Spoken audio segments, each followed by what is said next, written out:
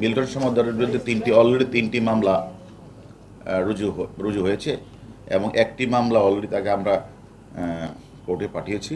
আমরা 7 দিনের রিমান্ড চেয়েছি। আমি মনে করি রিমান্ডে আসার পরে তার যে অপকর্মগুলি আছে আমরা সবগুলি তদন্ত করে বের করব। ওটা হলো যে মামলায় উনি ওই যে রাতের বেলা যে লাশটা দাফন করতেন এবং ওই সিটি কর্পোরেশনের সিল সাপোর্টটা সে নিজেই করতেন। সিল সাপোর্টগুলি কাগজগুলি আমরা উদ্ধার করেছি।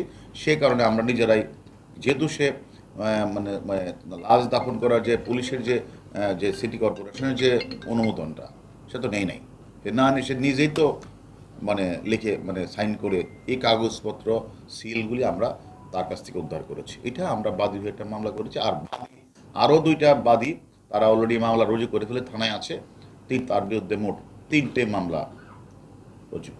তদন্তের স্বার্থে আমরা যখন রিমান্ডে আনবো তখন তার স্ত্রীকে আমরা মোকামুখি করবো।